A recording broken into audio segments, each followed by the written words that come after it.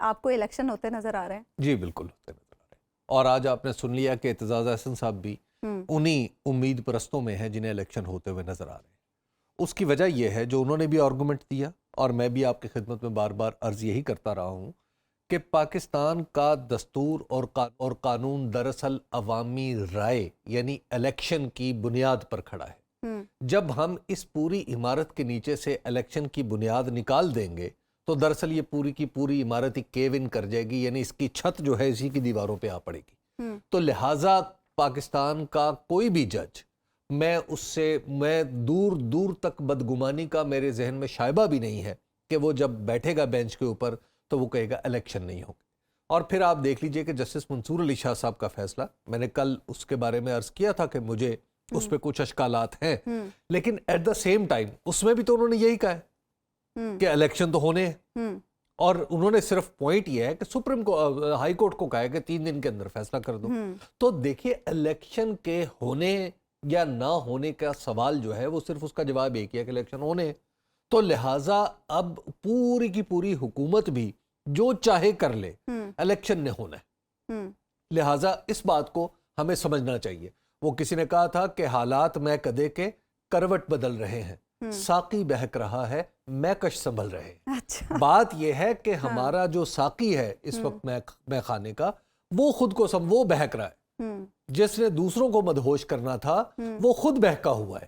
تو لہٰذا ہماری جو عدالت ہے انشاءاللہ عزیز وہ اس کو واپس راستے پہ لے آئے گی، تو وہ راستے پہ آ بھی جائے گا، کیونکہ وہ بھی پاکستانی ہے نا، ہمارا ہی ہے نا، ہم میں سے ہی ہے اور ہم اس میں سے ہیں۔ تو کیا پاکستان کو کوئی ہم میں سے ہو یا ہم جس میں سے ہو، کیا ہم ایک دوسرے سے ہونے کے باوجود پاکستان کو نقصان پہنچائیں گے؟ ایسا نہیں ہوگا، انشاءاللہ نہیں ہوگا۔ اور ہماری ہم جن وجوہات سے معاملات ہم سے نکل کر ہم تم پر آ گئے ہیں نا۔ دیکھیے ہم جب اپنی اناؤں کے حصار میں پھنسے ہوئے ہیں، اپنی زخمی انائیں لیے پھر رہے ہیں، انشاءاللہ العزیز ملکی مفاد اس پہ غالب آئے گا۔ اور دوسری بات یہ ہے کہ پاکستان جو ہے یہ پاکستان قانون اور دستور کے مطابق چل رہا ہے۔ اگر کچھ لوگوں کو اپنی ترقی کا، نوکری کا خوف ہے تو نہیں ہونا چاہیے۔ کیوں نہیں؟ اس طرح نہیں ہوتا پاکستان میں، اس طرح نہیں ہوگا کہ لوگوں کو آ کے نوکریوں سے نکال دیا جائے یا کچھ ہوگا۔ اس وقت ہم جیسے لوگ پھر بھی ہوں گے جو آواز اٹھا رہے ہوں گے۔ تو لہٰذا نہیں، تسلی نہیں، میں تو ہمیشہ ان لوگوں میں سے ہوں جو آواز اٹھاتے ہیں۔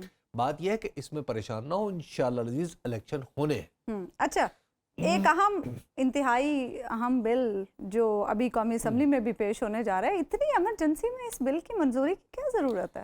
میں نے آج جب میں ابھی تھوڑی دیر پہلے یہ خبر دیکھ رہا تھا تو میرے ذہن میں کچھ چیزیں بالکل ماضی ایک فلم کی طرح چل رہا تھا۔ اس کی وجہ یہ ہے کہ نواز شریف صاحب نے اسی طرح کی افراتفری میں ایک آئین میں ترمیم کی، اور آئین میں ترمیم وہ کی کہ جس کے تحت کوئی شخص اپنی پارٹی چھوڑ کے دوسری پارٹی کو ووٹ نہیں ڈال سکتا۔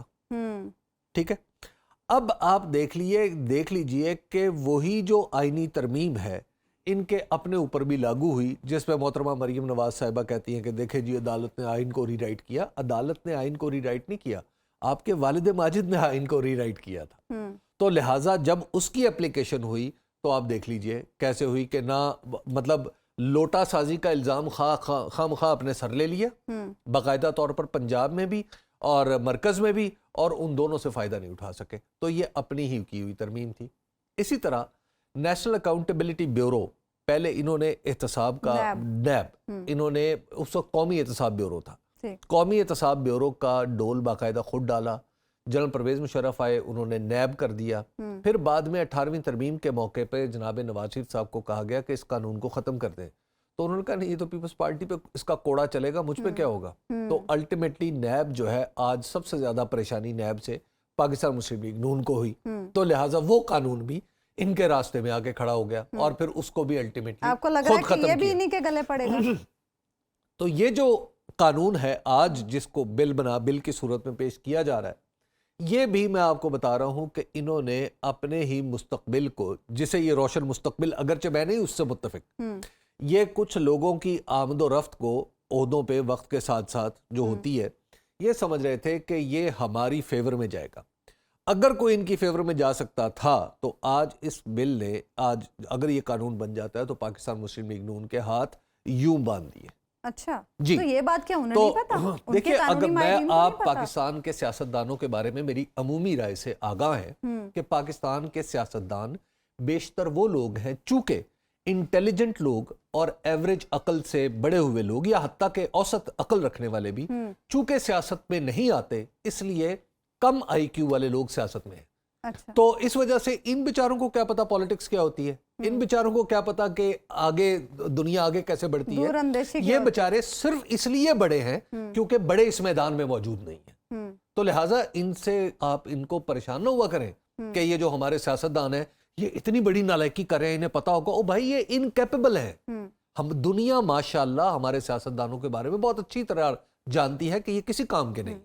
تو لہٰذا جب بھی ہم نے دستور میں خواہ و ترمیم کی ہے, ہم نے مطلب دستور مثلا دیکھیں نا, جس ملک کا ماہر معاشیات اسحاق ڈار ہو, جس ملک میں دستور کی تمام چیزیں رضا ربانی صاحب پہ فکس ہو جائیں کہ وہ جسے کہیں وہ دستور ہے, جس ملک میں قانون سازی جو ہے وہ اس طرح ہو رہی ہو راتوں رات جس طرح ہو رہی ہے, تو آپ جس طریقے سے ہم نے 18ویں ترمیم کی, کیا آپ کو لگتا نہیں کہ ہمارے سیاستدان کلیکٹیولی, ہم سارے کے سارے ہمارے منتخب لوگ ہیں نا, ہم کلیکٹیولی اگنورنٹ ہیں, یعنی کہنے کا مطلب ہے اجتماعی نالائکی کا ارتکاب کرتے ہیں. تو لہٰذا یہ اجتماعی نالائکی ہو رہی ہے. اچھا حبیب صاحب, سپریم کورٹ میں آج جو سماعت ہوئی اور بڑے اہم اور بڑے حوصلہ افزا ریمارکس, میں تو یہ کہوں گی بحیثیت ایک پاکستانی شہری کے مجھے تو ججز کے ریمارک سے حوصلہ ہوا کہ معاملات الیکشن کی طرف جاتے دکھائی دے رہے ہیں, لیکن ریمارکس اور فیصلوں میں فرق ہوتا ہے.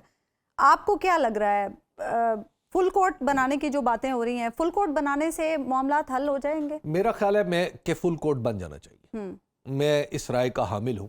اس کی وجہ یہ ہے کہ پاکستان کو یہ بہت سارے لوگ یہ جنکچر ایسا ہے, موقع ایسا ہے کہ جس میں پاکستان کا کوئی بھی شخص جو ہے نا اس کو اپنی رائے دیتے ہوئے چھپنا نہیں چاہیے. یہ پاکستان میں دلیری دکھانے کا وقت ہے, یہ پاکستان میں بالکل سیدھا دستور کے مطابق چلنے کا وقت. لیکن اعظم نذیر تارڑ صاحب یہ کہہ رہے تھے کہ وہ 2 ججز جو رضا کارانہ طور پر الگ ہوئے تھے ان کو چھوڑ دیں.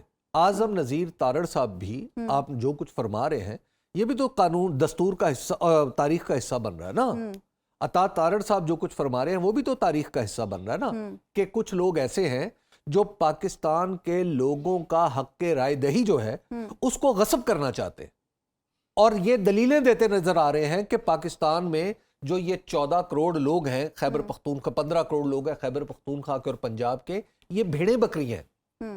ان کا حق رائے دہی نہیں ہے, ان کا جب چاہو حق رائے دہی دبا لو, یہ کچھ نہیں بولیں گے. تو یہ وہ لوگ ہیں نا. تو بات یہ ہے کہ ایک تو آج کھل کے سامنے آ جانا چاہیے. دوسری بات یہ ہے کہ میرا خیال ہے کہ ہمارے کورٹ کے بارے میں بھی بالکل واضح ہو جانا چاہیے. کورٹ میں بھی اگر کوئی جج صاحب ان کی رائے ہو سکتی ہے نا, اور رائے سر آنکھوں پہ, اگر وہ سمجھتے ہیں کہ نہیں جی باقاعدہ طور پر الیکشن ملتوی کر دیے جائیں تو وہ لکھ دیں, وہ سامنے آ کے بتا دیں. کیا ججز کیا کوڈ آف کنڈکٹ جو مطلب اس کے لیے دنیا بھر میں مانا جاتا ہے وہ یہ ہے کہ جج انصاف کرتے ہوئے یہ نہیں دیکھتا کہ آسمان گر پڑے گا یا زمین پھٹ جائے گی. تو بھائی اگر آپ اپنی رائے کو یہ سمجھتے ہیں کہ میری رائے دستور کے عین مطابق ہے اور الیکشن جو ہے وہ اس وقت نہیں ہونے چاہیے تو وہ لکھ دیں, کچھ نہیں ہوگا. دنیا میں ملک جو ہیں وہ اونچ نیچ سے گزرتے رہتے ہیں, لیکن اس طرح کم از کم پتہ تو چل جائے گا نا کہ کون تاریخ کے کس طرف کھڑا, کون دستور کے کس طرف کھڑا ہوا. ٹھیک ہے نا, تو لہٰذا ایک اس میں کوئی پریشانی نہیں ہے. بالکل فل کورٹ بننی چاہیے, سارے ججز کو بیٹھنا چاہیے اور اپنی رائے کھل کے دینی چاہیے.